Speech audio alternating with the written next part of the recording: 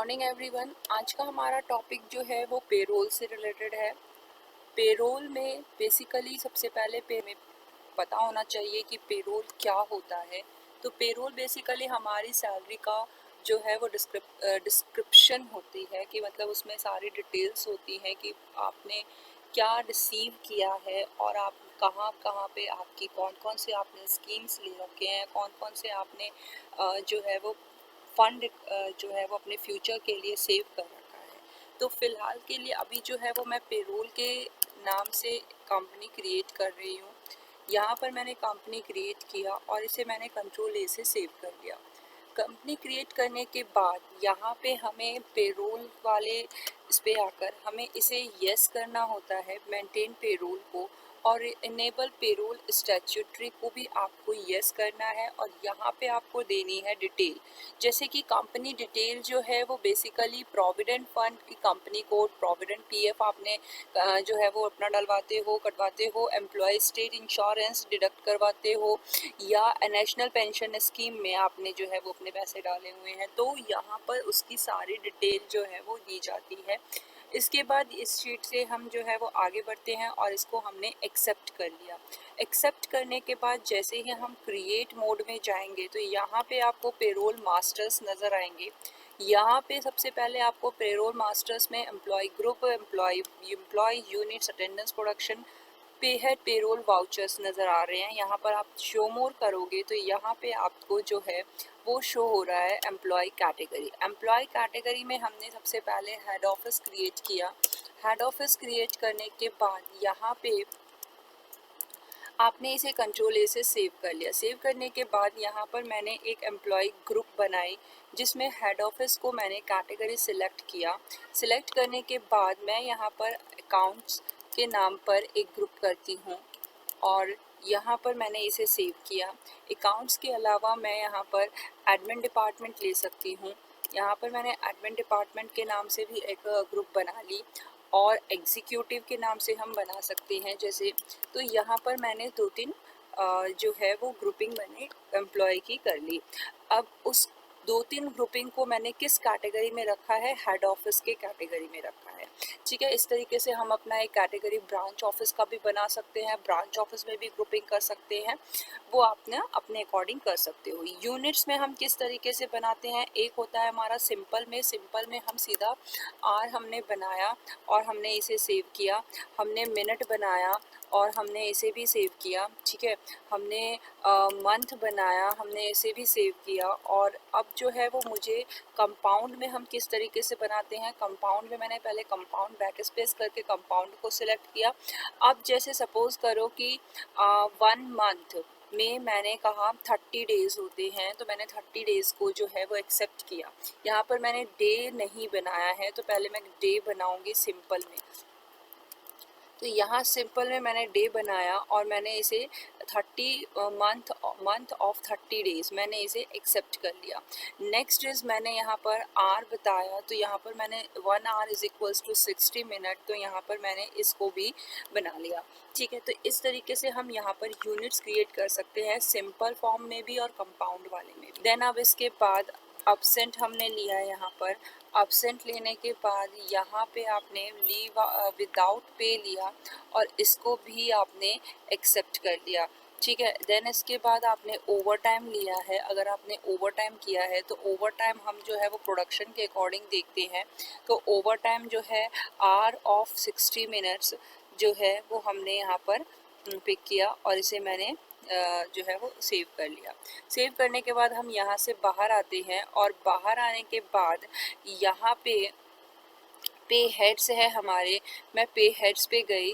पे हेड्स में मैंने जैसे कि बेसिक मैंने क्रिएट किया। बेसिक क्रिएट करने के बाद यहाँ पे जो है वो इनडायरेक्ट एक्सपेंस है हमारा। बेसिक सैलरी, नेट सैलरी को अफेक्ट करेगा। बेसिक डिस्प्ले हो पे स्लिप में, ग्रेचुइटी को कैलकुलेशन में यूज़ होगा और ऑन अटेंडेंस होगा। यहाँ पे सॉरी, यहाँ ऑन अटेंडेंस लेंगे, ऑन अटेंडेंस, ओके। और यहाँ पे हमने प्रेजेंट डाल दिया। ठीक है, यहाँ पे हम कैलकुलेशन पीरियड मंथ ले सकते हैं, बट वहाँ पर क्योंकि हमें डिस्प्ले उसने सिर्फ डेज़ के अकॉर्डिंग लिया है तो हम इसको डेज़ ही लेंगे।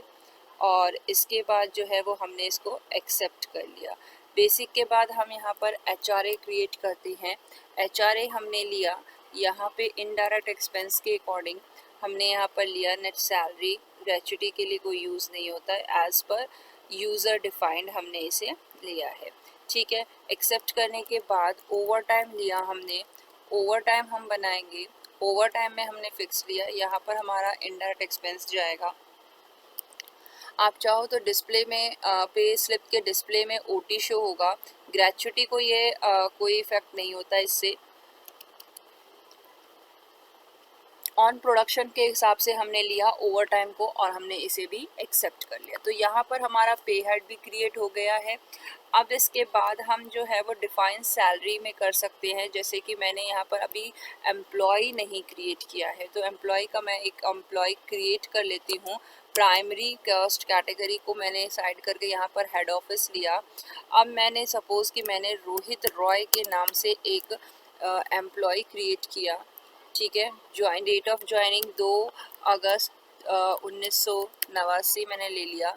एंड एम्प्लॉय नंबर मैंने यहाँ पर BPA 1001 एंड डेजिग्नेशन मैंने यहाँ मैनेजर लिया। और यहाँ gender okay. Date of birth मैंने जो है सॉरी यहाँ पर मैंने डेट ऑफ ज्वाइनिंग 1989 ले लिया था। 2 अगस्त 2000 मैंने यहाँ पर 12 ले लेती हूँ। एंड यहाँ पे मैंने डेट ऑफ ज्वाइनिंग लिया 1/10/1987। ओके, तो मैंने यहाँ पर ये लिया। ब्लड ग्रुप हम कुछ भी चूज़ कर सकते हैं। अगर हमारे पास जेन्युइन जब इन्फॉर्मेशन होगी तो उसके अकॉर्डिंग हमारे पास जो है वो इन्फॉर्मेशन होगी। तो PF में जो है वो यहाँ पर हमने PF नंबर लिया 1 एंड देन इसके बाद यहाँ पर ESI नंबर लिया हमने 1001। ठीक है, इसे हमने इसको सेव कर लिया। सेव करने के बाद अब हमारे पास एम्प्लॉय आ गया है। डिफाइन सैलरी में हम एक बार चेक करेंगे तो यहाँ पर देखिए कि आपको रोहित रॉय के नाम से जो है वो सैलरी इफेक्ट हो रही है, यहाँ पर शो हो रही है। इसको हम डिफाइन कैसे करेंगे, इस तरीके से फर्स्ट 4 से एप्लीकेबल होगा। बेसिक बनाएंगे, हमने 12,000 बेसिक दे दिया इसे। उसके बाद हमने क्या किया, बेसिक दिया एंड देन इसके बाद हमने यहाँ पर HRA लिया।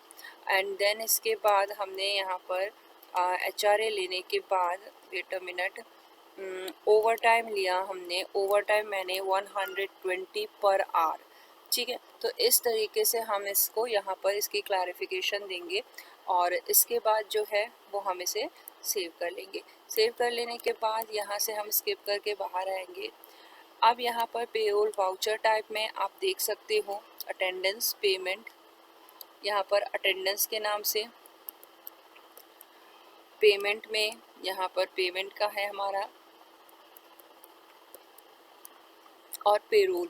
इसमें से अगर आपको कोई भी चीज़ को इनेबल करना है तो वो हम यहाँ से कर सकते हैं। अब यहाँ पर हमारे पास डिस्प्ले मोर रिपोर्ट्स में यहाँ पर पेरोल रिपोर्ट्स भी शो हो रहे हैं। पेरोल रिपोर्ट्स में पे स्लिप देखेंगे, हेड ऑफिस में हमने लिया और ऑल आइटम्स में लिया।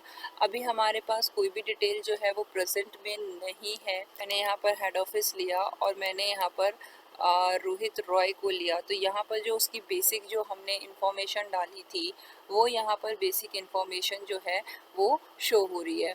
ठीक है, तो आई थिंक आपको जो है वो हमारा वीडियो समझ में आया हो। अगर कोई भी डाउट्स हो तो प्लीज़ कमेंट बॉक्स में ज़रूर लिखिए।